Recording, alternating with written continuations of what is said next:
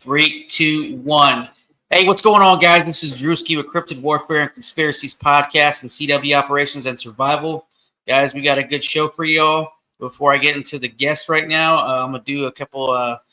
Actually, I'm not gonna do a shout out. I'm just gonna give you guys some intel. So, if you guys got any experiences, you guys got any prayer requests or anything like that, you guys just want to be on the podcast, you guys want to chit chat, go ahead and shoot me an email, cryptidwarfare@gmail.com. That's cryptidwarfare@gmail.com. Or if you guys just want to just chit chat, also too, you guys can find me on Instagram, Facebook, TikTok, but I'm mainly hardcore in the Instagram, so that's Cryptid Warfare. Check us out. Also too, if you guys are having any cryptid problems or anything like that, you guys want to go camping, you guys want to learn the trade craft, you guys want to do urban survival, mountain survival, stuff like that, or gun courses, go ahead and shoot me an email too. That is c.woperations@17905@gmail.com, c.woperations17905@gmail.com. Or to make it easier too, if you guys don't want to use the Gmail, just hit me up on Cryptid Warfare on Instagram. So yeah, hope you guys are having a blessed week. Happy Father's Day to all the dads out there. So I had to throw that out there. So now we're gonna get into it. Our guest, guys. Actually, I want to give a shout out to Riley. He's the one that hooked me up with this awesome dude. So, so his name is John, aka Johnny. He's got an Instagram page called Nitro Outdoors. Also, guys, he's also got a podcast called the whitetailadvantage podcast. This guy was in the military.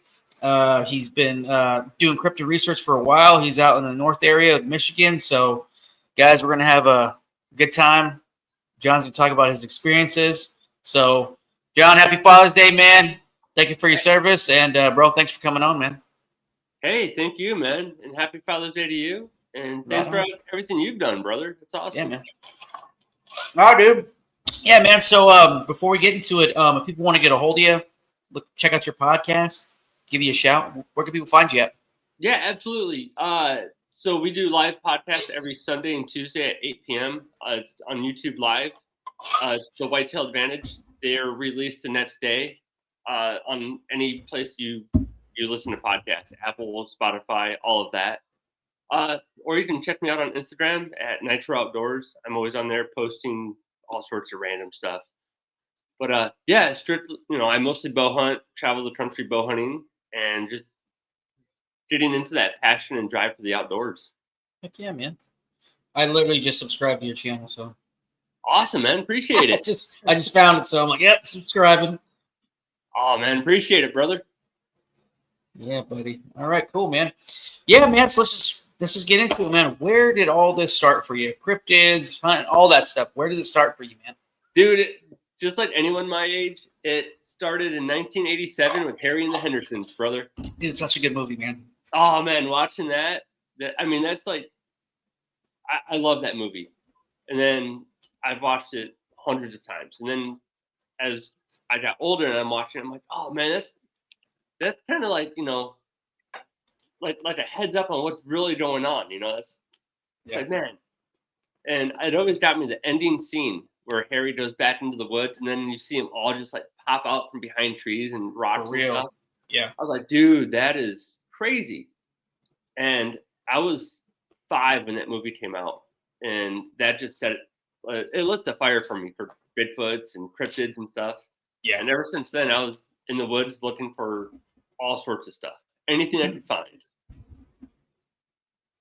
And yeah, that led me to growing up in West Michigan.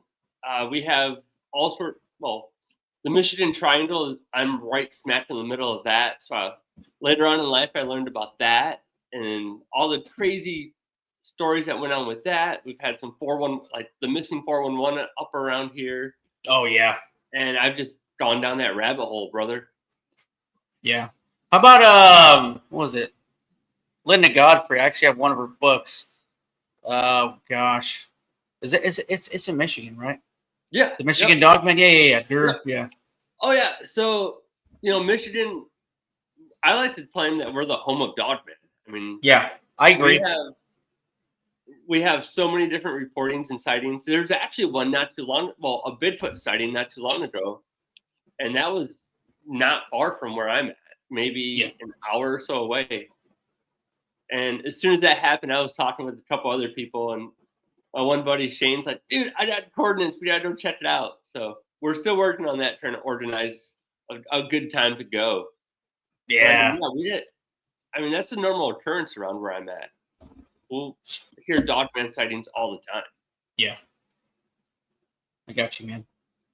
So, let me see on the notes. Yeah, man. So just keep going. You talking about like your military career and all that? You had some incidents with that?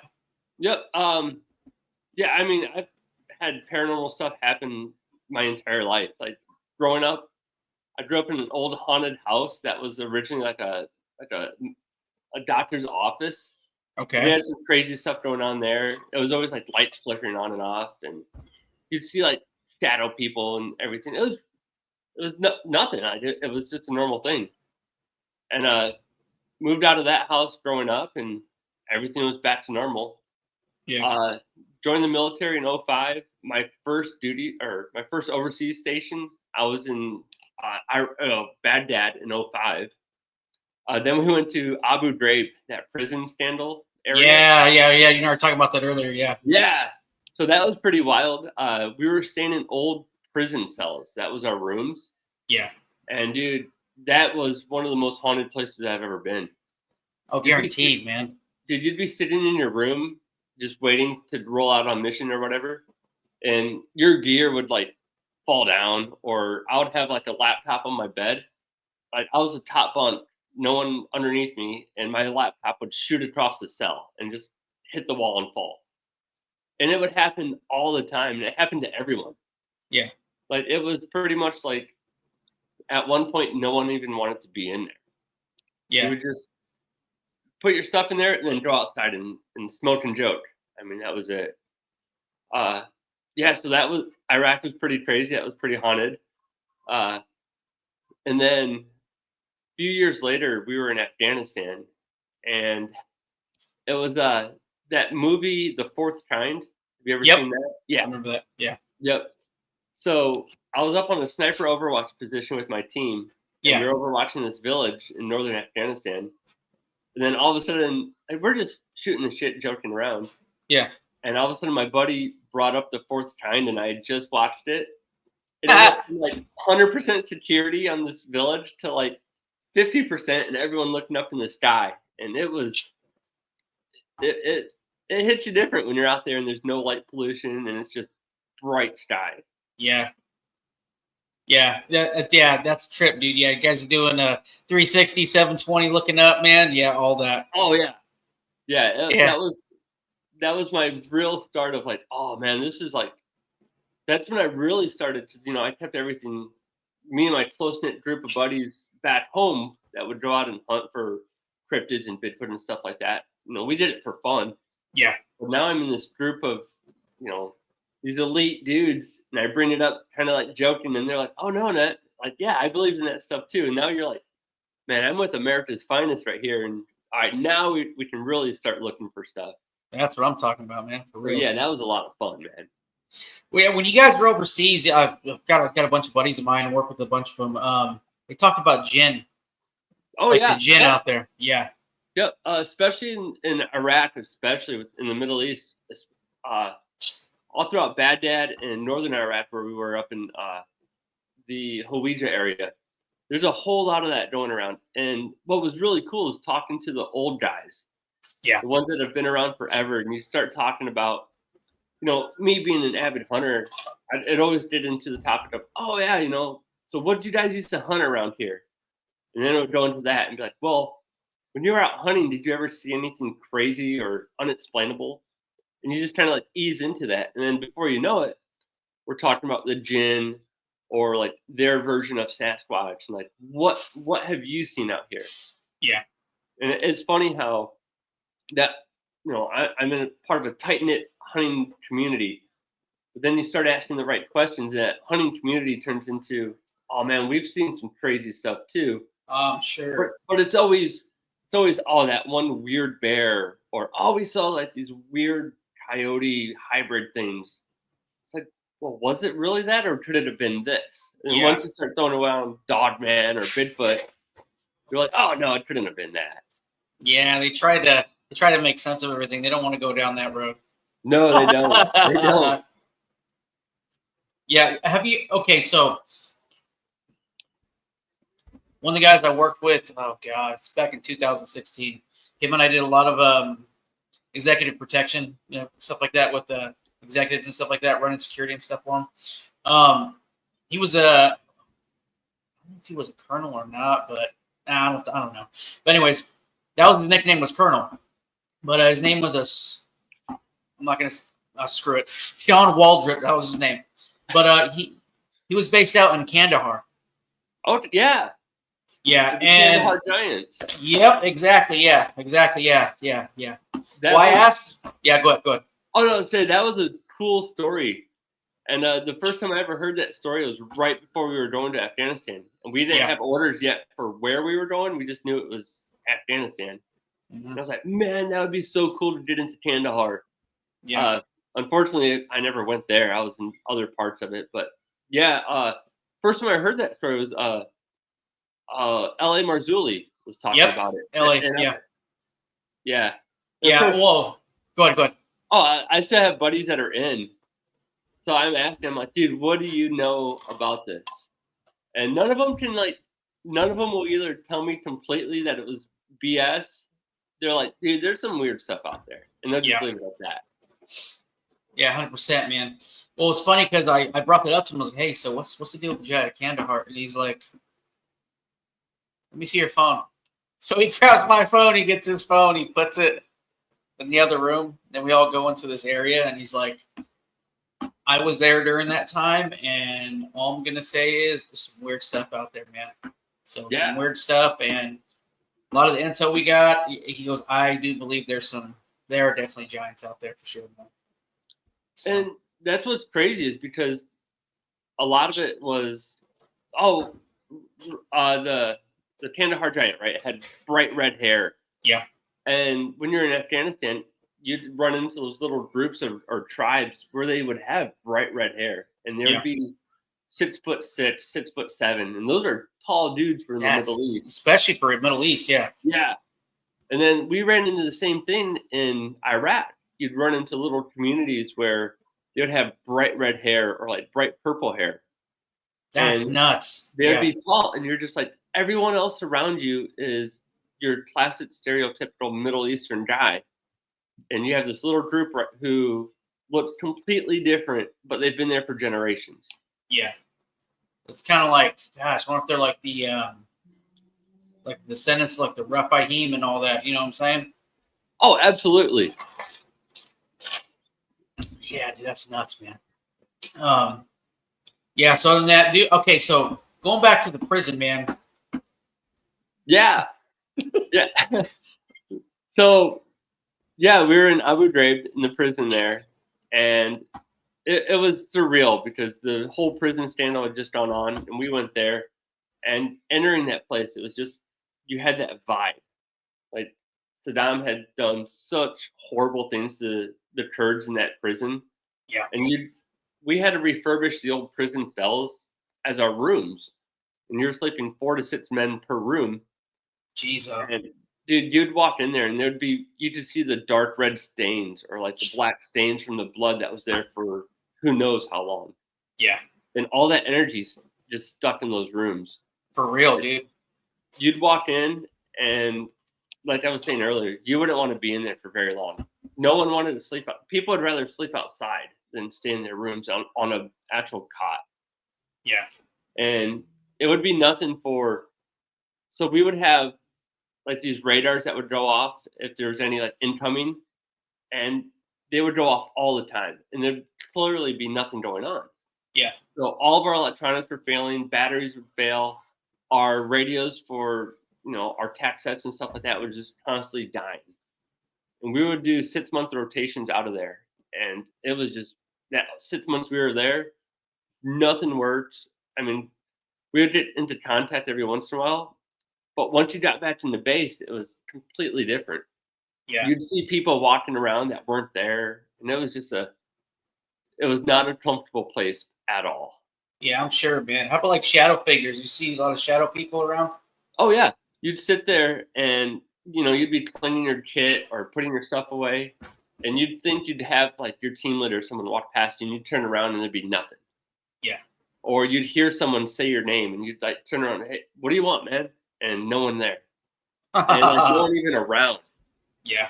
It was a creepy spot.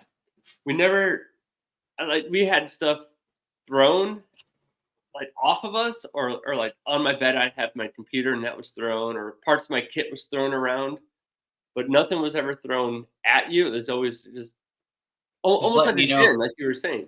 Yeah, it's letting you know it's Just to mess there. with you.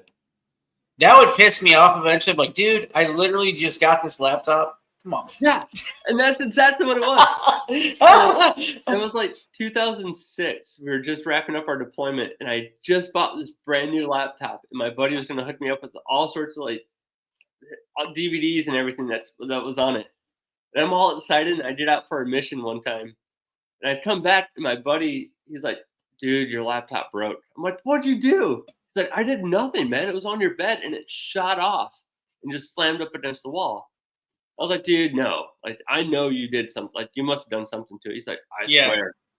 And then I'm like, well, yeah, I believe you because I've seen it happen numerous times. So it's just like brings morale down so much when that happens. Oh, yeah, man.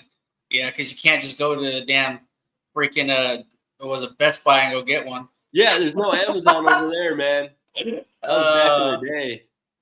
Yeah. So basically, we'll keep going. But so when you were there, what's the most scariest thing you saw or heard from anybody? So the craziest thing that ever happened, like the scariest, was there was a village right outside of Abu Ghraib called Kandari. Yeah. Kandari 1 and Kandari 2, the two little towns. We were doing a raid on it was like an old slaughterhouse is what it was. We were doing a raid. And I was the number one man going in. Yeah, point man. Yeah. Yeah, point man walking in. And as soon as we went in, we did a dynamic breached it, went in, and I caught a meat hook to the face. We had no idea what was in there, right? I walked in, round it, and wham, right here. There's a giant meat hook. Yeah. And they clear the room. The number 3 man pulls me up, and I get back up. And we're shining with white lights afterwards, and there's just meat hooks hanging all around. Jeez. Ended up being what we thought was a slaughterhouse, ended up being like a torture house. Yep. Then we had to do like an AAR or an after action review on that whole area. And we're taking pictures and everything just like you would do. And dude, the orbs in those pictures were crazy, and everyone's like, "Oh, that's just dust." And it's like, no, there's nothing in that place. Yeah. And just that overwhelming feel and like that thick air, and you're just like, man, so many horrible things happened here. Yeah. And you would get back and be expected to sleep and go about your day, right, the next day. And that hitchhiker effect where you experience something crazy, you come back and it doesn't leave you, that happened a lot, especially over there. And it would be all day, in that whole little area. You'd go out on mission and stuff would go horribly wrong in the truck. Radios would drop their fills. Just crazy things would go on. Then you'd get back, and the crazy stuff started happening all over again. It was like a 6-month rotation of just everything that could go wrong did. Yeah, it's almost like Murphy's Law. Whatever will happen. You know what I mean? Exactly. But then you'd leave and you'd go back to like your main base or main outpost, wherever you're going to, and everything would be fine. Yeah. But it was just that little area was so dense with such horrible tragedy that it was just like a vortex of paranormal and just not cool juju, man. Yeah. Not only that, too, man. Like blood, when it hits the ground, it's almost kind of like a sign of a contract. You know what I'm saying? There's blood in the mix, dude. That's that's like their territory. It's blood kind of like claims ground, in my opinion. So, for sure. Yeah. And when you're going into these, like where we were living at, we had to walk the walls, and there was so much blood embedded into those walls. It just wasn't coming out. Yeah. And there was no joke, probably hundreds, if not more, people were just tortured in that place. Yeah. And for no other reason than their religious beliefs. Like, that's it. Yeah. Yeah. Shoot, man. So when you guys breached in that slaughterhouse, how was the stench? Oh, dude, it was horrible. So I'm sure where it was like we had this little canal where all the like little shopettes and everything would slaughter all their goats and just dump all their carcasses into this river, and that stunk.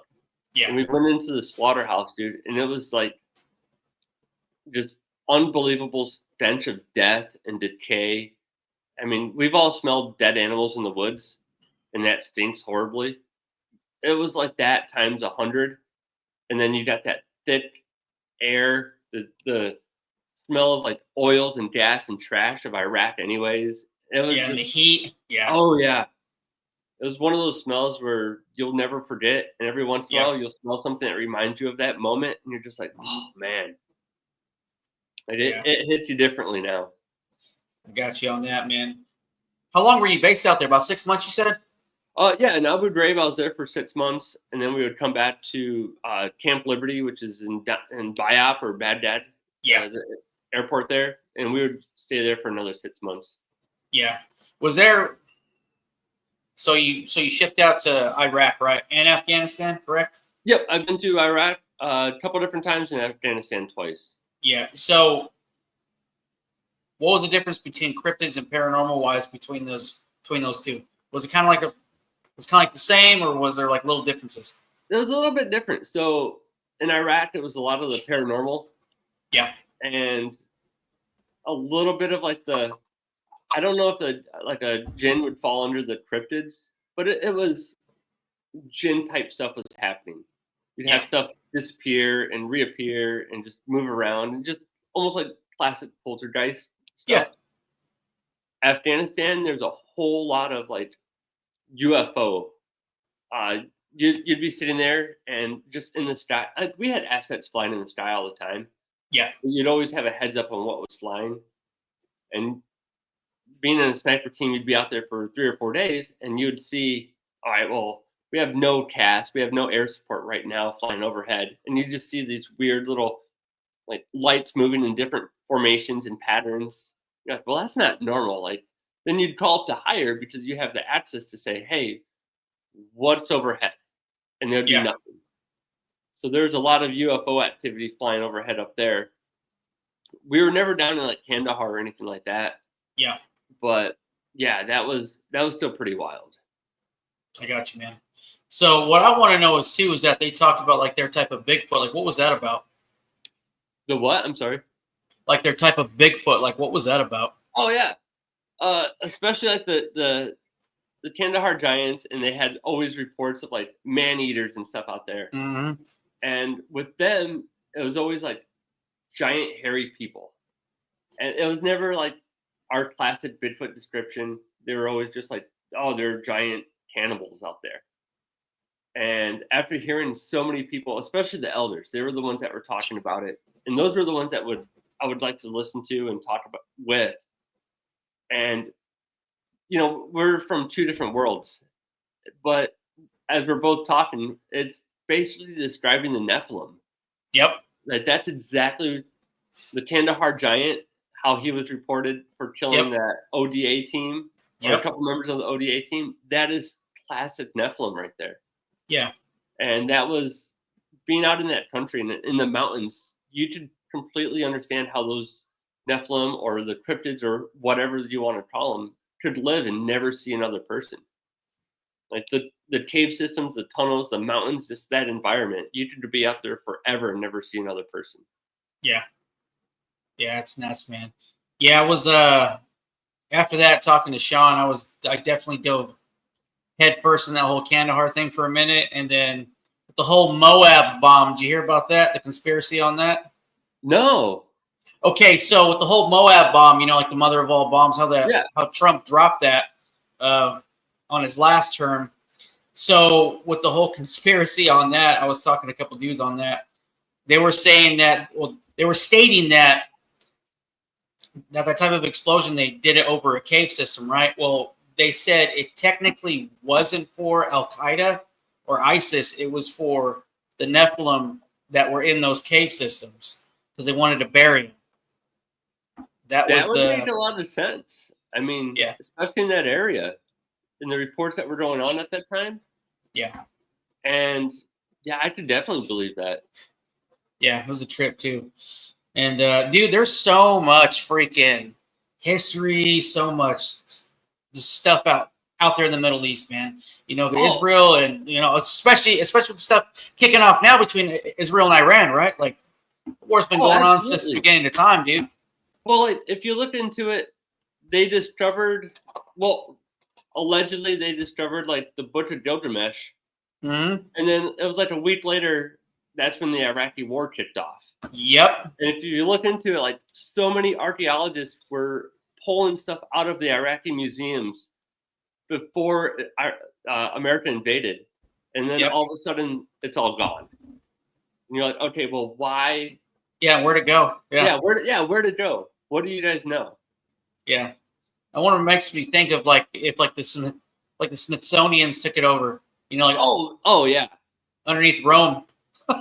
Exactly. It's in a warehouse somewhere, like on Indiana Jones. Yeah, for real, man. It's a trip, dude. So when you're based out there, since you're on a sniper team and all that, I know for a fact you met with other units and stuff. Did you hear any guys basically, when you were talking to them, cross talking? Did you hear them about saying that they seen some weird things, that they experienced some weird things, that they shot at some weird things, anything like that? Yeah, you'd always hear stories of different groups where they're like, oh yeah, we were moving on to an objective and we saw something and it looked like 4 males or 4 military males moving in an area. So you got eyes on them, and then you go into you send a leader's recon team out there to check it out, and all of a sudden they're gone. Yeah, and they're just like nothing there, and you're like, all right, well let's break it down more, and let's actually look for them. And then you do a full-on search, and you're finding nothing. Yeah, and we've also heard stories of different teams getting into firefights. Yep, getting ticks. Yep, yeah, exactly, getting into a tick, and that you're putting rounds on target, and then all of a sudden there's just nothing there. Yeah, we had a case where we had a guy that we were after.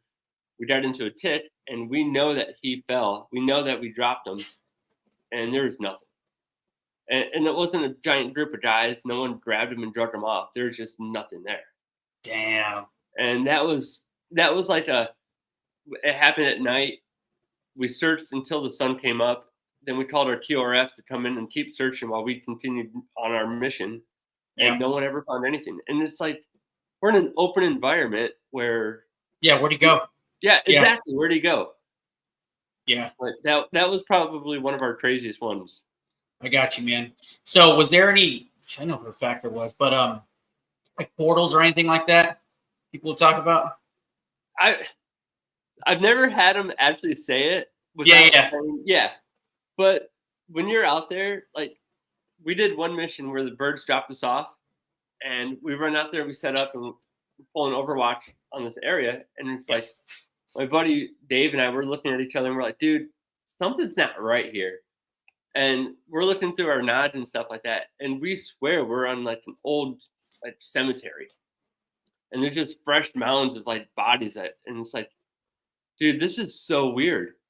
And then we get pulled out, we get ETS filled out, and we're back at our rooms, and we're looking at the GRGs or the grid reference guides, and we're looking at our maps on where we were, and we're like, dude, we know we were on a graveyard, but there's absolutely nothing on this map. There's different areas where it's the maps wouldn't line up with where we were. And what was really crazy is over there, the pilots would never fly if there's a ring around the moon. So a dog's eye around the moon. Yeah. The pilots would never fly, and the air would be red because it would mess with the electronics on board. Okay, yeah. And at first I was like, that's ridiculous. you're back home in America. You look up, there's a ring around the moon, and you see airplanes flying everywhere. Yeah. But yeah, over in the Middle East, no. There's a ring Different around the ballgame. moon, no one was flying. It's a different ball game out there, man. Yeah, there's so many curses and so much out there, dude. It's nuts. Yeah, that's a trip. It really is. That's a trip, man. So you're stationed out there, and then when did you come back stateside and started doing your hunting and all that? Yeah, so I ended up coming back stateside 2010 after an injury. Yeah. 2013, fully retired out of there, came back stateside, and going through a whole lot of issues. I didn't know what I wanted to do with my life. I was on one career path, and all of a sudden it just ended like that. Yeah. So I picked up my bow, started shooting that, and treated the woods as my therapy. I was always in the woods. And that's when I got this new drive for bow hunting. So hung up the rifle, my hunting rifle, and stuck with bow hunting. And been doing that since. And then I got back into, I'm in a tree stand one day, just sitting there, hanging out, doing nothing. And I got thinking to that Harry and the Hendersons movie again. I'm like, man, Yeah.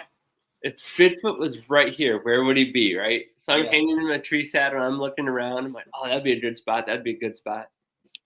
Then I'm like, why don't I start going back out and looking for, like, that was so much fun for me as a kid. And like my early teens and later teens and before the military, like I had so much fun doing that. Yeah. So called some of my old high school buddies, and yeah, we went right back into it. Oh yeah. We were going to the Manistee Forest, and I was like, man, I'm in my 30s. I'm gonna call my buddies and see if they want to do it. And dude, I was so stoked when they're like, dude, absolutely, let's go. And yeah, we've been doing it ever since. We'll hit up, we'll hear stories of Dogman. And what's great is I'll listen to like Tony's podcast, like the Confessionals, and I'll like Wes's Sasquatch Chronicles. I'll look for like Michigan specific. And I'm like, let's break out the old map, the GRGs, and figure out where we're going. Yeah. And we'll try to do a good like 8-digit location of where they're at, and we'll just go out there and check it out, man. Check it out for ourselves. Oh yeah, man. You ever heard of Vic Cundiff's Dogman Encounters? What's that? You ever heard of Vic Cundiff's Dogman Encounters? Oh yeah. Yep. Yeah. So that wasn't too far. That was probably about 2.5 hours from where I'm at right now. Yeah. Yeah, there's this guy I interviewed, good dude. His name is Vic Cundiff, but that's his main podcast. He just talks about this straight up just Dogman Encounters, man. Oh, there's so many of them around here. Yeah. And like a lot of the people, so there's this place up in the UP. So Michigan, I'm sure everyone knows, broken up into two sections. We have the Lower Mitten and the Upper Peninsula. Yeah. In the Upper Peninsula, there's a place called Paulding. Mm-hmm. And there's a thing called the Paulding Lights. And it's been, we've had people from, I think Notre Dame were up there for like 2 years trying to explain it. Okay. And what it is you go up there and there's a spot you can park, and you watch this like kind of like the Tennessee Mountains, like the Tennessee Lights that are just like that. And my buddy lives up there. He's probably like 20 minutes from there. I'm like, hey Matt, let's go check it out. And he's like, no, like, he won't do it. Oh, he's like, hell no. Yeah, and I'm like, why not, man? Like he grew up, born and raised there. And one day he's like, dude, I went there because I thought it was a joke. And those lights followed me all the way home. He's like, I was freaked out. And that's all he would say. He's like, they followed me home. I'm not messing with it. So, of course, I did a group of my buddies together. I'm like, dude, let's go check it out. And they're all down for it. Yeah. So we go up there, and we're just asking locals, like, what's going on? Like, can we check it out at night? And this one older lady, she's like, yeah, you guys can go check it out. But if you go out at night, stay right in the clear cut section and don't go in the woods. It's like, okay. Yeah. And of course we're like, oh, we're gonna go into the woods, Yeah. But dude, we did up there at night, and it was just this overwhelming feeling of, yeah, we're not going into those woods. Like it was the most eerie, surreal feeling. So we did up there, and you see the lights, and you're like, man, that's really cool, Then I was like, hey, you guys, let's go hit the woods. And everyone's like, no. And even me, I was like, yeah, I don't feel it. Like, and we never did. And once we were done the next day, we're like, dude, why didn't we go in the woods? And everyone's like, we just did it. So we're planning another trip up there sometime, hopefully this year. Yeah. And force ourselves to go into the woods, go check it out. There you go, man. That's cool stuff, dude. Yeah, I heard oh gosh, when I was interviewing Vic, he was talking about, I think it was in, I'm a butcher, either in Michigan or Alaska, one of the two, but there was this lady, she was a security guard for this like this logging company. And this logging company, they freaking cut the logs, they bring them to their area, to that shop, and they were cutting them up, right, and making paper, all kinds of stuff, right? So this was like a big giant warehouse, she said. So she worked night shift. So it was her and one other guy that was a security guard. Well, that guy had something going on that he was going to show up late, and she didn't really give a crap. She didn't really care about cryptids or anything like that. So what he stated that she told him was that she freaking like walking around doing her rounds around the facility. She went outside the back, sat on the park bench right there in the back, and having a smoke. When she did, she was actually looking at like the tree line, and she saw like the shadow creature running along the tree line. Well, the moon was hitting just enough to where you can see a shadow, right? Yeah. On the tree line. Well, she seen something running on all fours, and then from running on all fours, it stopped and started running on two legs, and then it stopped about 50 yards away from her, stopped, turned, and she was just like holding her cigarette the whole time, just looking at it. And then when she went to take a drag of it, like the cherry on the cigarette lit up, that thing stopped, turned, and was just staring at her. And then it made a beeline straight towards her. She freaks out, flicks her cigarette, runs in the freaking back door, shuts it. Well, you figured like, hey, man, if it's an animal, it's not going to know how to open a door, right? Yeah. Well, she shuts it, and she runs across the freaking floor, like the shop floor, up to the catwalk to go above the freaking shop and down where the offices are at. Well, she gets right up to the stairs. Well, she starts hearing the door open. So she turns and sees the door open. She sees this giant canine head duck down and look at her. She freaks out, runs up the catwalk, up the stairs. As she's running, she starts to feel the freaking stairs shake. And she looks back, and that thing's following her. She runs across, goes down the stairs, goes into the offices, and she just starts freaking just zigzagging, right? She runs into this area to where it's a giant like cafeteria, goes in the doors, runs through like past 3 tables, and she ducks behind like these bleacher tables. Well, she kind of waits for a second, and then she kind of peeks and looks up above the freaking table. Yeah. And along the wall is like glass. Well, she sees that dog man push its nose against the glass, and then another one, a smaller one, comes right behind it.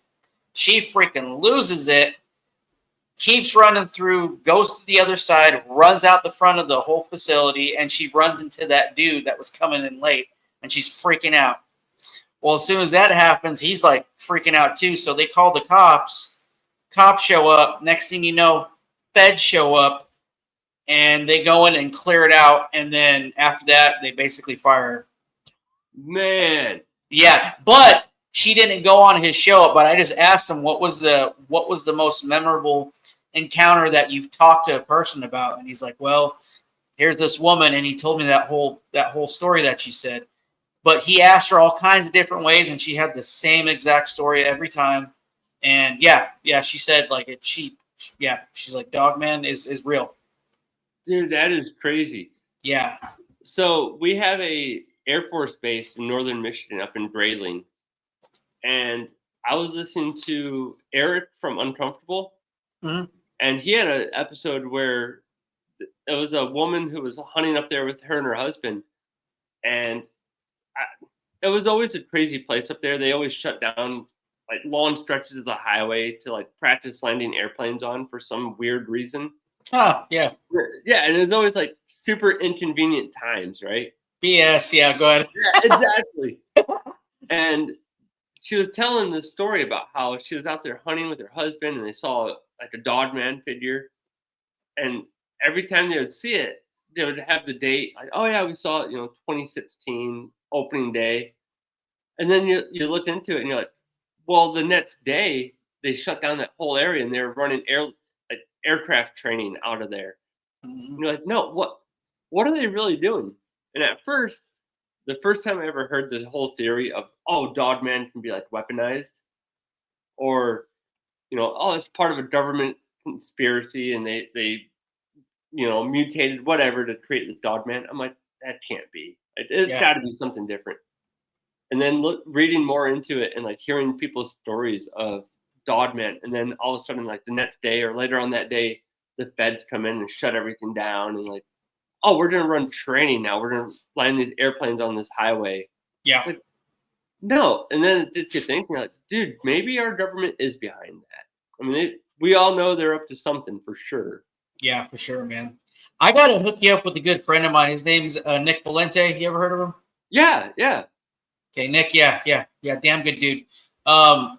He was in the military as well. He was special forces for a while, and he worked for the DOD. But that was his thing, was that he was a part of a team that did critter control, I guess. But he was a helicopter pilot for a while and did all that. But he just retired. But he helped start up like the North American Dogman Project. Then I actually have that app on my phone. Yeah. So him and Jody like started it, but then something happened where they didn't agree on something, so he left and he started up the International Dogman Project. So he's the head of that. But anyways, freaking good dude, man. I know you and him would have a lot of stories, like a lot of good old war stories to talk about. But other than that, too, I'm gonna try to hook you up with one of my good buddies, Kenny. He has like the link. Gosh, I forgot. I'm gonna butcher it. Kenny, sorry, buddy. It's called the Lycanthropy Podcast or something like that. But anyways, he's part of But anyways, he is a intel journalist for the national. The North American Dogman Project. That's basically what he does. So any intel I need in certain areas, he's on it, bro. So I'm gonna hook you up with him. So if you guys go out on hunts or anything like that, oh, absolutely, you can hit this dude up, dude. He'll get you all the information you need, like the next day, dude. Like here's what you need, here's where it's at. Yeah, good stuff. Yeah, but me and my buddies will sit there and we'll listen to podcasts. And so there's an episode of Tony's where this guy found a cave and he ran into reptilians. Right, I was talking about this on Riley's show. Yeah. And it's in my hometown. And I live in a small town. So then I'm breaking out the maps, right? And I'm like listening to the podcast over and over and over, picking up little signals and like where this guy could be. I have it like, I need to get out there. I think I sent Riley a screenshot of where I'm pretty sure it's at.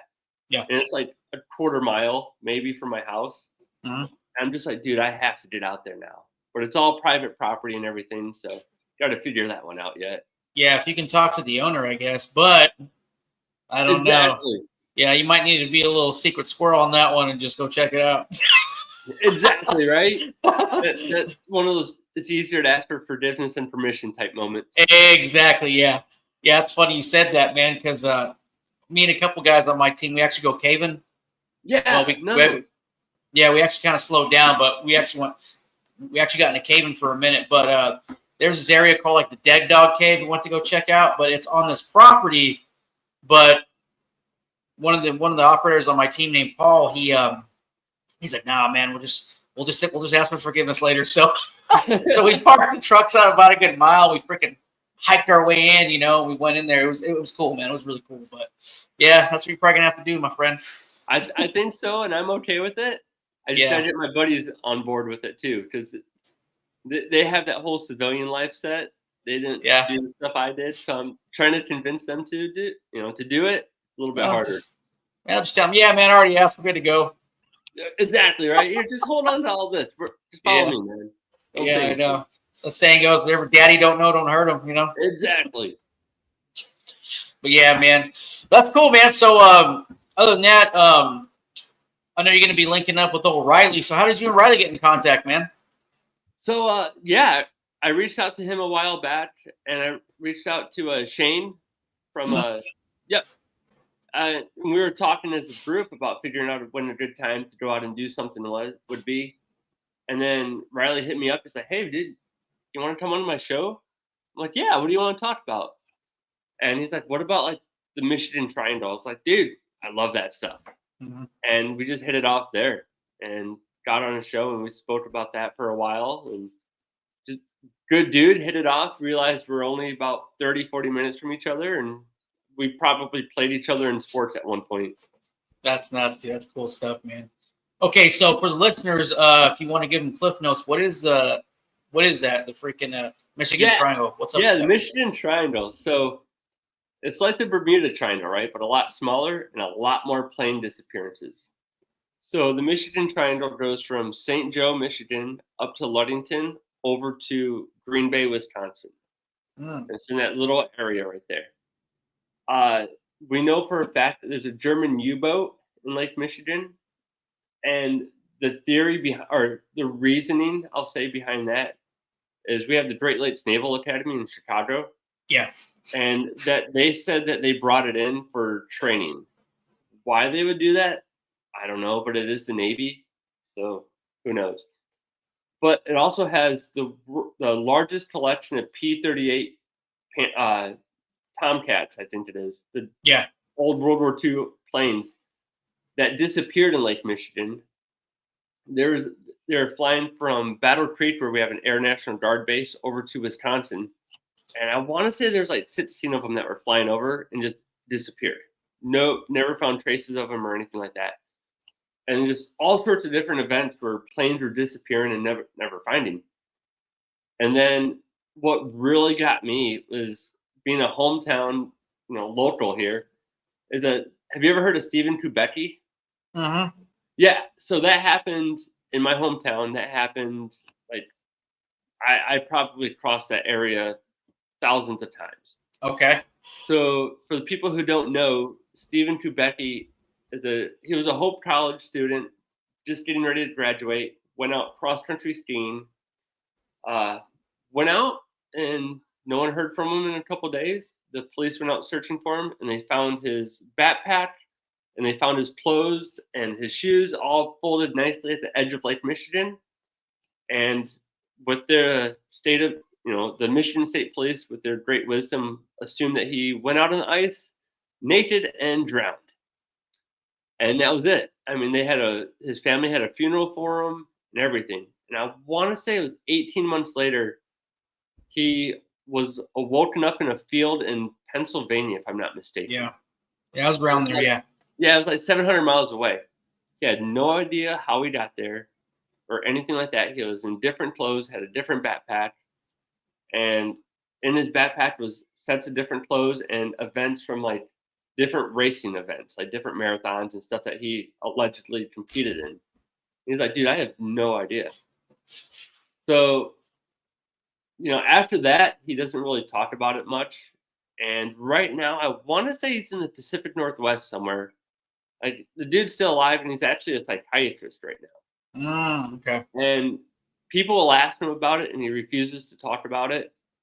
And I mean, there's speculation where, he did it because the college that he was at is Hope, is a super Christian school, and he must have either got someone pregnant and wanted to disappear for a while.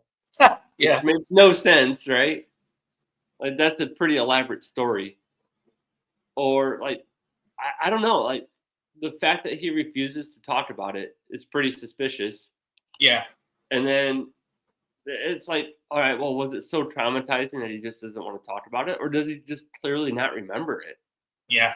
It has a lot, like, to me, his story and, like, Travis Walton's story, Yep. a lot of similarities, just a greater amount of time. Yeah. Yeah, that was nuts, man. Yeah, when I first read about that, I was like, good Lord, man. He woke up all the way over freaking there.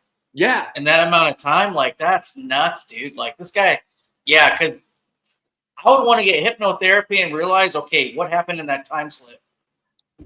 Yeah, because that's not like that's not like your hour of missing time or something like that. That's not like I went to the bar and drank a little too much and don't remember the ride back. That's like a year and a half where you don't remember anything. For real, dude. Yeah, not only that, I think I would want to get tested. Am I who I am? Exactly, right? It's like, dude, like, check my blood work, everything. Who am I? Yeah. Exactly. Dude. But that was the story. when I heard that, I was like, man, that is really cool. So I dove deep into that. And then one day I was watching the new series of Unsolved Mysteries, and they had an event that happened in Muskegon, Michigan, from Muskegon down to where Riley's at, actually. And it was UFOs that were flying over. And they had the radar operator who was reporting it, showing that it was flying from like 1,200 feet to like 60,000 feet and like instantaneous. And just the elevation was going crazy, and the distance that it was traveling was just unheard of. And like he was reporting it, and there's all sorts of different radar stations along the lakeshore reporting it. And it was even showing up on like the local weather channel. Yeah. Where like weird events going on in the sky. Like, is this, we don't know what it is. And everything was documented. But like normal, the next day the feds come in and erase everything. Yeah, wipe it out. Yeah. Yep. But it was such a local event. I mean, like everyone saw it. Like there's hundreds and hundreds of people that have seen it. It was on our local news. So that's what's great, is that there's still documents about it. Like, hey, no, this actually did happen. Yeah, if you got that much people checking it out, there ain't no way hiding that. No, there's not. No, man, that's a trip, dude. So, what's in the plans for you guys now? So I know you're out there doing your thing. You're gonna be connecting with Riley and stuff like that. So, we've got a couple different events planning. We want to go hit the Manistee area, which is probably about 2 hours north of where Riley and I are at. We're gonna go up there, check it out. There's so many, like the Manistee National Forest is like the heartland of dog demand activity. Yeah. So we're gonna go check that out. Riley knows a place down by him that has quite a bit of Bigfoot activity. We're gonna check that out. There was a Bigfoot sighting over by Detroit here recently, within the past month or so. Yeah, so that was pretty cool. We're gonna go check that out here soon, I'm hoping. And then September, I'm going out to Oregon, and I'm gonna do an elk hunt. And my buddy that's out there helping me with that sent me some pictures I have to send you, man, of some big footprints.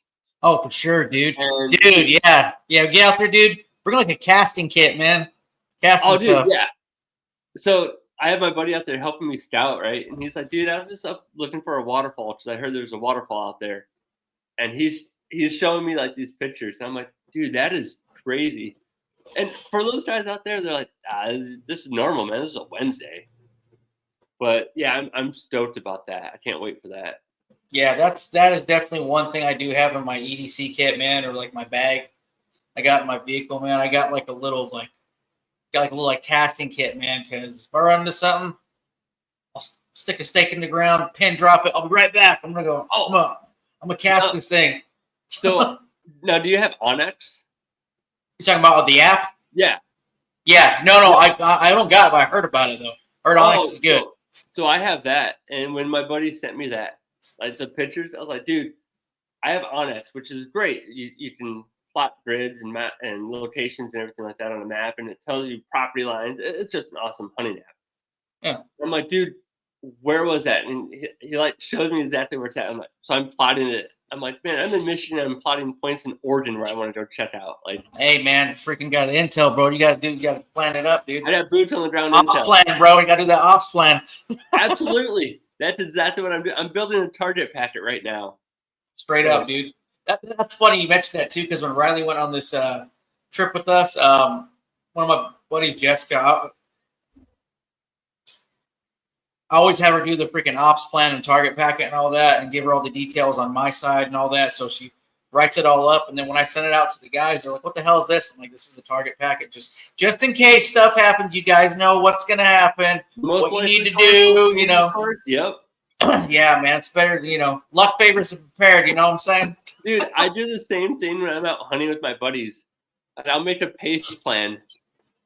And they're like, dude, you're going way too overboard. We're just going hunting. I'm like, yes, but what if? And exactly. That's I'm like, what if? Exactly.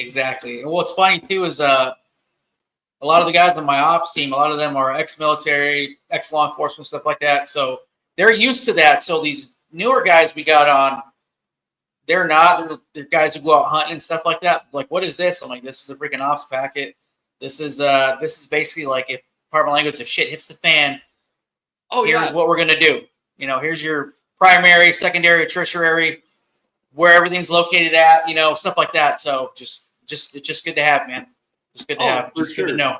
Because you want to go in there like not having a plan.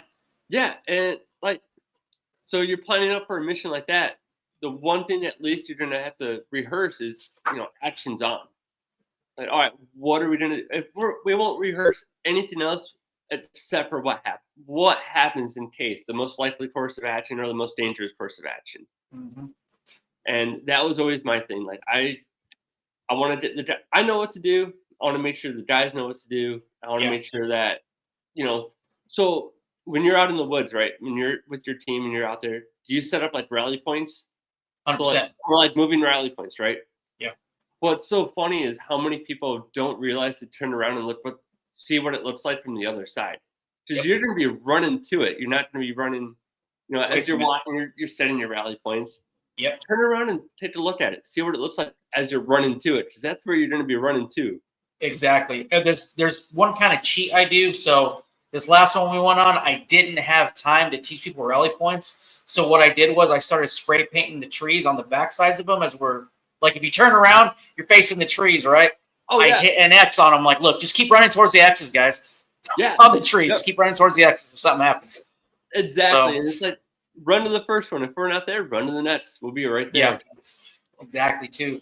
It was funny because when we did it, I left 4 people at camp, and then our team went out east, and the other team went out west. So I don't know if Riley stayed or he went with that. I think Riley went with my buddy Brian, but so we always carry radios and, you know, all that stuff too. So when we're actually shooting out comms, Kevin was like, "Why are you leaving people at base camp?" I'm like, "So our radio can transmit to the other side as well. You don't have that freaking cushion in the middle, it won't reach. So we need to know what's going on and all that stuff." So it was just, you know, that's the stuff I like to teach too. You know. So my first year I spent in a scout team, I was the RTO. And I was like, man, this sucks. You know, going into the scout team, I wanted a sniper position or something. You know, I was RTO, the radio guy. But dude, I learned so much. Yeah. Like I can make field at speedy and antennas in the you know, while you're out in the woods, and you're making omni and single directional antennas out of wire. That's awesome, dude. And people are like, "What are you doing?" I'm like, "Dude, I'm gonna be able to, you know, get comms with anyone here, and just continue to do that." And still to this day, I'll practice that. I'll go out into the woods and I'll set up an omnidirectional antenna and just move it around until I get signal. I'm like, okay, it's a perishable skill. You know, if you don't use it, you're gonna lose it. Yeah, 100%. You don't lose it. And you use it, you lose it. Yeah. Yep. And I want to be able to, you know, what if I need exactly? And I want to stay on top of it. So 100%, man. I'm that weirdo that would go out into the woods with the radio and try to reach out to my buddies, you know, a couple towns over, just see if I can. Yeah. Have you seen those? God, they're being advertised everywhere. It starts with the N, like Novak, Nordic, or something like that. Is these certain type of radios? Yeah. So that's actually a local Michigan radio. It's a two-way radio, almost like your Nextel plans. Yeah. It's like the old Nextels. Yeah. Yeah. But you can go like, what was it, like 2,000 miles or something like that? You can. I can literally talk to you. Yeah. Yeah, just on the radio. And they have, I think you can work like 8 different channels on it. Like, it's crazy. Yeah. That's a local Michigan based out of Grand Rapids, Michigan here. Yeah, matter of fact, yeah, because I told my wife, I was like, hey, whenever our tax money comes in, we're gonna buy like 4 of those. You know, I can give one to your family, you got one here, I'll have one in my bag, like that way we're all in communication. And they're not as expensive like as a tax set or sat phones or anything like that. I want to say it was like $400 for like 2 of them. Yeah, for 2 of them. Yeah. They're advertising like $200 a piece or something like that. And I was watching a video and some dude was talking just like normal on a phone to a guy in Florida. And you're just like, it's a radio, it's a handheld radio. That's it. Yeah. And it's like, it would be, I mean, why would you not buy that? Yeah. Just for that one moment. I mean, yeah. You spend money ridiculously on stuff anyways. I mean, shit, I have $800 worth of arrows that I'll never shoot. Why do I have a radio, you know? Yeah, that's the one thing too, man. It's comms, bro. Comms is a big thing, dude. You don't have your comms, your SOL, dude. Dude, it's the most casualty producing weapon in the battlefield. Radios. 100%, man. And what was a trip too? Because all the freaking hurricanes and that hurricane that went over all of us and hit was it South Carolina in that area? Yeah, dude. I actually had a couple buddies that went out there to help, and they said they're like, we're never using what was it? Like, we're never using analog radios again. We're only using digital. Yep. Yeah, and then they were using because I'm gonna invest this year too in a God, what is it? It's the one that Elon Starlink. Oh, have you ever seen the Starlink flying over? Yeah, we have, man. When when me and the guys went on that skinwalker hunt, we were actually tracking in the nighttime, and we're coming up on this trail, and then we're looking up, and then one of the guys, BX on my team, he's like, "What the freak is that?" I'm like, "Almost looks like a damn train." But dude, you have all these satellites just going like that. It's nuts, dude. The first time I saw it, I walked outside to let my dog out one morning. I was like, looked up in the sky. I was like, whoa. Yeah. It's like one of those holy crap moments. And you're like, oh, that's, you look up and you can pull up a Starlink and you can see exactly where it's going to be. And you're like, man, that is so cool. Well, it's funny because one of the guys was tripping out. Oh man, it's not a UFO. My buddy's like, no, dude, that's freaking Starlink. And we're like, oh. Yep. At that point, you're like, yeah, it makes sense now. Yeah, that's cool, man. But yeah. But going back to that comms and stuff, man, like all those hurricanes and stuff, they said, man, we're gonna straight up because I guess like a lot of the firefighters and stuff that were coming in from Oregon, California, and stuff like that, and like the National Guard that were helping out. It was like a big just plethora of stuff, but there was a lot of people using analog radios that weren't reaching at all.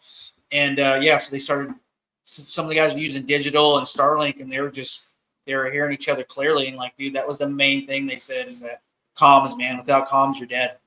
Oh, absolutely. I mean, you have to have a way to get that outside world, get their attention. And comms is the only way to do it. Because especially in those terrains, I mean, there's complete towns just wiped off the map. And you're not going to walk out of that one. I'm sorry, but you're not. And if you have comms to the outside world, you can at least communicate, hey, we're here. We're good for a couple days. We need help. Yeah. Yeah, we need help. We're good for a couple days. Just get up here when you can. Like, there's people alive. Start working on it. Yeah. That's good stuff, man. Other than that, I don't ask this a lot, but I do with veterans and law enforcement and stuff. What's your EDC, man? So I got a Glock 48 that I carry. Okay. That's my EDC. I've got the Vortex Viper on it, so I'm rocking a reflex on it. There you go. My EDC, I've got 3 different cat tourniquets in my truck with me. 2 in the front, 1 in the back. That way it's easily accessible no matter which door I'm going into. And I've got a Microtech little quick blade with me. And that's really about it. Right on, man. You? Sounds good, bro. So I'm a little weird, but I have a Smith & Wesson 2.0. I rock a hollow sun on it with a TRL-1 Streamlight, and then I carry 4 mags, but I have 2 extended mags and then 2 just regular mags. And I'm a little overboard. If I'm walking, if I'm just chilling, I carry an extended mag and the other extended mag on me. And then I always rock all the time, I always rock a tourniquet on my sock on my left side, and I have my pants pulled over it. And then, of course, I got my wallet. I have my SOG fixed blade on me underneath. And then, what was the other thing? I always carry a freaking tourniquet, not a tourniquet, but a freaking hanky in my left pocket. But I don't use it for that, blowing my nose. I just use it if I need to wipe something off or if I need to cover my face or something like that. I always got that. I always got this on me. Oh, it ain't on me right now, but I always have I guess you can call it like a survival necklace, but it's got freaking flint and it's got a striker and a compass. Oh, nice. And then my watch always has a freaking compass on it all the time. I always have an M2 Listetic compass in my truck. It's in my bag. I've got a couple of them, and that's always and I have a MGRS map of my whole area. So yeah, I got that, and then and then on my vehicle, I have a tourniquet, basically velcroed up on top with all my patches, and then I got my freaking get home bag in the back, and I carry usually about 4 tourniquets in there, like 1 for each limb, and then I got my freaking bleed out kit, and like a freaking MRE in there, and freaking hammock and a little rain jacket. That's it, man. That's basically oh, absolutely, yeah. Now, do you have different So like for me, I drive about 40 miles one way for work, but I've got okay, on this day, if something happens, I'm going to take this route back. This day, I have 5 different routes, man, to get home. Yep. Absolutely. 5 different routes to get home, man. And I also carry a statewide map, but I have that. Basically, what you guys called it is you guys are waterproof. It is just Scotch tape. Oh yeah, that's all it is. Yeah, that's what I do with mine too. Yeah, that's basically what I did too. Yeah, on SWAT we had to do that, so we had to Scotch tape everything, and yeah, it's basically it. And I always carry like my war belt with me. Whenever my backpack goes, I have my freaking war belt with me. So I've got my little go bag that's always in my truck. And I've got a little 11.5-inch AR in there. Nice, yeah. Little breakdown. There you go. Oh, dude, that's my go-to. I love that thing. I've got a little reflex sight on that. I also got a holostone on that. Nice. And what I like about that is the shake awake. So as soon as you grab it, light comes on, boom. Yeah. And I got the Daniel Defense fit sights. Yeah. I don't want to bump anything or have it flip up and break or anything like that. The less moving parts, the better. 100%. So that's I love that little pistol, man, or little AR rifle, whatever you want to call it. That's my little go bag. That's just always with me. That's good, man.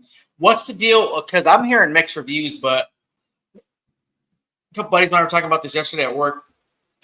Did they legalize suppressors? You don't have to get a tax stamp no more? I don't know. So because I heard both. I heard yes. I heard no. Yeah, I've also heard Texas does their own thing, and if you do like a Form 1 and you build your own in Texas, I've heard you don't need to register it. You can just have it as long as it never leaves the state. Then I've heard that a couple other times, and I've heard no, you have to have it. But I've heard turnaround times for a Form 4 is hours now. Yeah.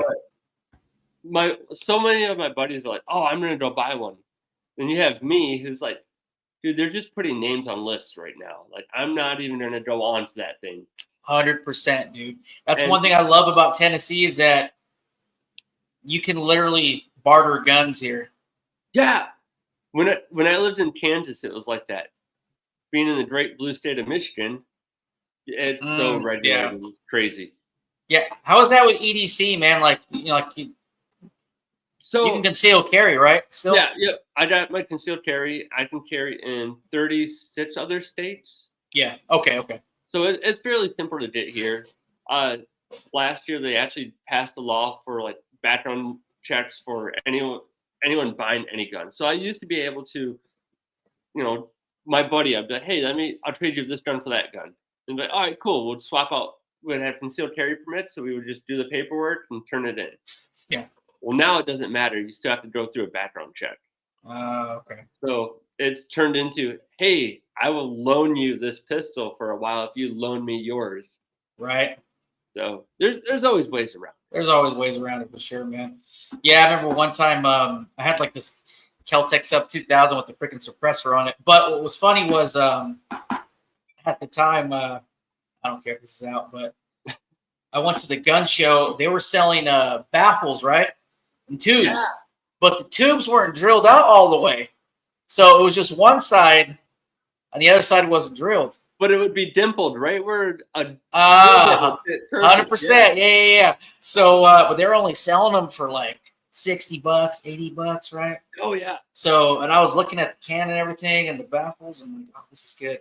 So I bought one, and then I had one of my buddies. He worked for Tool and Die, and they had this laser cutter. So he did that, and I hooked him up with some money. But I had one on there, and this guy on Facebook, before Facebook took down the gun forums and stuff, one of my buddies hit me up. He's like, hey, man, this old timer out of Kentucky needs the exact same Keltec Sub 2000 you got, and I know you're trying to sell it, but he's selling this Spike's AR, like Spike's tactical AR, and it comes with a freaking Leopold and like a Ford grip, stuff like that. I'm like, oh, sweet. So I talked to the dude, and he's like, I only shot 100 rounds to this thing. The reason why I'm getting rid of it is because it's getting too heavy for me. I need something light. I was like, okay. So I sent him a picture of what I had, and he's like, cool, let's meet up.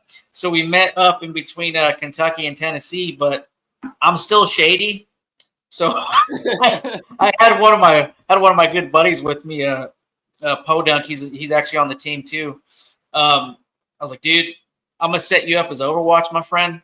So if I give a thumbs up, don't shoot him. If I go like that, hands up, clap him. So I don't know what I'm walking into. So I dropped him off about a good 200 yards out in the field. Gun exchange went good, so we're good. So, and then yeah. Some of those like arms lists back when it was free, man. There were some sketchy deals on there that went down. Yeah, that's for sure. Yeah, but that was like, I met this one guy. I was trading. I can't even remember now, but I was trading a gun for him, and I was like, yeah, I just wanted to make sure. I had my buddy with me. I'm like, it's kind of sketchy, and he's like, dude, if you can't trust another gun guy, who can you trust? And I was like, man, you got a point there. But then, of course, the next deal, you're like, man, this is totally stolen. I want nothing to do with it. Oh, was it a hot gun or what? Oh, some of them were, yeah. You could just tell. And you're just like, nah, I'm not going to do that.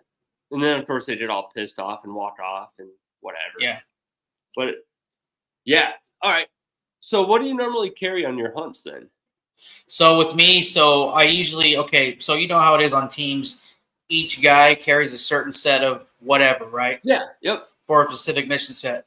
So me, I usually try to carry basically like a 308, 5.56, 223, stuff like that, AR, standard AR. And then if not, that I always have a side art on me as well, either like a 10 millimeter Glock or a 40 cal Smith & Wesson. That's basically it. I carry like a chest rig, not a plate carrier, but a freaking chest rig because I want to be light. You know how it is. Ounces lead to pounds, and then So so that's that, and then carry like a little backpack with like nods, little food, stuff like that. So when we go, we actually go out deep in the woods too. So and then a couple other buddies of mine, one carries a shotgun, like an AR standard shotgun. One of my other buddies, he's trying to get a saw. so he's in the middle. Yeah, rumor has it Palmetto State sells them for about $10,000. Yeah. So he's trying to get his Class 3 license right now, so we'll see what happens. But other than that, mainly actually have two guys that are Overwatch. One carries a Leopold, the other one carries the standard 308. So I got about 8 guys on the team. So we basically try to deviate certain things with certain mission sets. So very nice. Yeah. So awesome. And then one of my other buddies, Taylor, he does like a lot of the comms and stuff like that, but he is a big avid like drone freak. So we do a lot of Overwatch when it comes to drones. So whenever we're doing a scrimmage line or tracking or something like that, he always has a drone overhead just to keep an eye. Really keep an eye. So and he keeps comms with us. Hey, I got you guys covered. I'm Overwatch. So you guys got something about like 100 clicks. ISR in the sky. Yeah. So that's basically what I wear too. I wear like my hat with my freaking ISR patch on it. So that way, So that's just kind of how we do it, man. Oh man, that's next level right there. That's way above what I'm doing. Yeah, and then whenever we hit base camp, like I said, I always try to set flashbangs, like a whole perimeter alarm around us. Funny, whenever you talk to Riley, he can tell you this. Whenever we went out, we actually split up the teams and we had 4 guys stay at base camp. Well, it started to pour on us bad. So the guys I had with me, we hauled ass back to where we're at in base camp. And I think Riley, I don't know if Riley was with them. No, it wasn't. It was Kevin. Kevin from Where the Weirder Ones Are was with my buddy Brian and a couple other guys. As they're running back, I was trying to get in comms with them like, hey, guys, watch out for that tripwire. Well, boom, it went off, and we're like, oh, man. Yeah, it went off because they're because they were trying to run back real fast and they didn't watch out for that tripwire, so they let it out, let it loose, man. Oh man, that's awesome. Yeah, so I'm like, well, it freaking works in the rain. That's good. Right? Now you know that it works. Now you know for next time. Yeah. So, but yeah, that's basically how I try to do it whenever we go on like recon missions or ops or hunts or anything like that, researching. I try to do it as safe as possible. Try to cover all aspects, man. Because I want to go home. So. Oh, absolutely. Yeah, that's key right there. Yeah, it's basically how we do it, man. So we're all in the same mindset. So. Dude, that's all. I'm gonna have to come down there and. Hell yeah, man! We gotta get you out here, man, for sure, man. Yeah, we got one. I'm trying to hit the LBL, and then I'm gonna try to do a big Maine one up in Maine, where Kevin's at. So yeah, so I'll let you know, and then maybe you and Riley can shoot up together, and we'll all meet up. So. Oh, dude, absolutely. Yeah. Like Maine would be. I mean, LBL. That's. Between Michigan and LBL with Dogman, those are like the two hot spots right there. Yeah, they're Maine, where Kevin's at, that's just beautiful country up there, brother. That would be awesome to go to. 100%, man. Yeah. Like I said, I'll definitely keep you posted, man, and yeah, we'll figure it out for sure, dude. So right on, man. Yeah. All right. So on my podcast, I ask people all these questions, and my big question to everyone is, you have to hunt one, fight one, and befriend one. And I usually give out animals, state specific. So each episode we do a different state. So like if we're doing Arizona, I'm gonna be like, all right, you have 3 animals, a coos deer, a mule deer, and a javelina. You have to fight one. Yeah. So now, what hunt, fight, and befriend? You have a southern Bigfoot, which is more aggressive. You have a dog man, and then you have the fae. So you have to. What would you hunt? What would you fight? And who would you befriend? So, if I had to hunt one, it'd probably be this southern Sasquatch here all day, because compared to the northern boys, they're a lot smaller. Yeah. So I don't care about that. Whatever. I'm cool with that. I'll take that one. And then what was it to fight? To what? Fight, hunt, and befriend. So to fight, I would fight the JINN because it's more of like a spiritual warfare aspect. Yep. So I'll definitely be prayed up. Definitely relying on the Lord on that one. Because to me they're just like freaking poltergeists and demons. I really don't give a rip about them. Whatever. I'll deal with those all day. Exactly. And then to befriend one, have to be a dog man. I would like to just check it out. Right? Yeah, because it's different. No, just different. Yeah, have a dog man as a homie. That'd be cool. Yeah. Yeah. So yeah, that's my answer. All right, I like it, man. So I'm gonna throw one at you. I stole this from Wes German. What do you think Bigfoot is, man? Oh man, I don't know. So I go on different waves. For the longest time, I'm thinking it's just a hairy ape running around the woods. And then not too long ago, I read the Book of Enoch, and they're talking about big G's, little G gods. And part of me is like, well, why can't Bigfoot be part of like the little G gods that were set to, rule dominion over the forest? And as time goes on, I'm thinking it's more like that, where Bigfoot, Sasquatch, Yahweh, whatever you want to call him, I think it's a little G god who's set over the forest and to watch over the land. Where I like that. Where a lot of people are like, oh well, it's interdimensional and it can travel. Well, yeah, but that could also be like the power. Like that's how it does. That's how it travels with its little G powers, or if you want to call it that. So that's my thoughts on it. I like that theory, man. That's a pretty damn good theory. Makes sense. Yeah, makes sense. Yeah. I was like, why can't it be a little G god that just has dominion over the forest and watches over everything? Yeah. Because you don't hear you hear stories of Bigfoot attacking people, but not a whole lot. And it's all, you know, like we were talking about. The southern Bigfoots are a lot more aggressive. The northern Bigfoots, they just really don't care. They're kind of like caretakers of the forest, and that's along with like the Native American legends and stuff like that too. A lot of them, they're the caretakers. Yeah.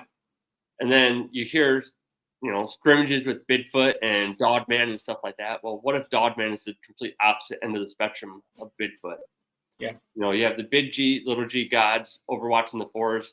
Well, you know, what if Dogman is on the other realm of that? What if he's, you know, sent to destroy all of that stuff? Because you hear Dogman just being a ruthless killer, basically. Mm-hmm. So that's kind of where I've been leaning at towards lately. I like that, man. I like that. That's really good. Like I said, there ain't no right or wrong answer to this because none of us know, but I like that theory. That's a damn good theory, dude. Well, Another, yeah, it kind of goes along with too this other theory I heard too. I forgot who the hell said it. I don't know if it was Doc. Or, I don't know. I forgot who said it, but yeah, I'm just trying to think. But they had a theory to. Oh, that's who it was, Kenny. They had a theory to where Dogman really wasn't big back in like the Native American days, but it started to pop up after people started to come to America, right? The French, the English, stuff like that. Yep. And with the whole Rougarou aspect, like in Louisiana, oh yeah, voodoo and all that, they started to pop up like crazy. Well, Bigfoot is naturally, you know, here in North America. So you get another alpha apex predator here. That's why they always have B4s, man, because they're trying to claim ground. Like, you know, like you're not from here. What the hell are you doing here? Yeah. So I don't know. Who knows, man? Dude, who knows? I mean, I'll take everything in. I mean, I'll listen to it all. That's how it is for me. I'm not pushing anything off the table, man. So the more and more I do this, the more and more I realize I don't know a damn thing. Oh, dude, yeah. Boots on the ground, experience and everything, and you're thinking you're going to learn more, and you're just more confused when you come out of the woods. But that's all there is, man. You're like, well, shit, I thought I had it figured out, but I was way off. Yeah, and I tell you what, dude, like this last hunt we went on with Riley, I thought it was just straight up. I was hardcore straight up on this thing's flesh and blood, man. Flesh and blood. But the more and more I'm doing this, the more and more I'm having more of a paranormal, like spiritual aspect to it. I'm like, okay, man, I'm kind of leaning both here. The woo and the physical. So who knows, man? Who knows, man? And one day we might figure it out. And till then, we'll just keep searching. Damn right, bro. Damn right, man. Well, brother, we're coming up on the time, dude. That's basically all I got. You got anything else? No, man. I've had a blast tonight, brother. That's cool, man. Hell yeah, good stuff, man. Before we go, people need to get a hold of you. Why don't you shoot out your channel, and people need to get a hold of you. Lay all that out, man. Go ahead and check me out on Instagram at Nitro Outdoors. I'm on there posting all sorts of stuff, anything from cryptids to bow hunting to just whatever. You can check me out on the Whitetail Advantage podcast, where we interview different states and different hunters, and it's mostly bow hunting. But that's every Sunday at 8 p.m. on YouTube. We go live, and then every Tuesday at 8 p.m. we go live. So we do it twice a week, and then the following day it's released to all your major platforms. Roger that, man. Yeah, I will have all your information in the show notes as well. So, yeah. Other than that, man, don't go anywhere real quick. We'll chit-chat for a couple minutes, and I'll let you go. But other than that, John, man, appreciate you coming on, dude. Good stuff. Good stuff, man. Got to have you back on again. And, yeah, we'll definitely link up for sure and get you out on a hunt, man. Dude, sounds great, brother. All right. Appreciate you, brother.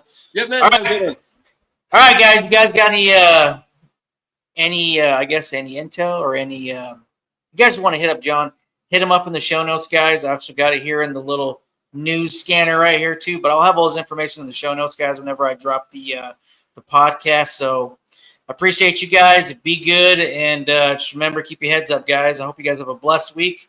Be safe. Later.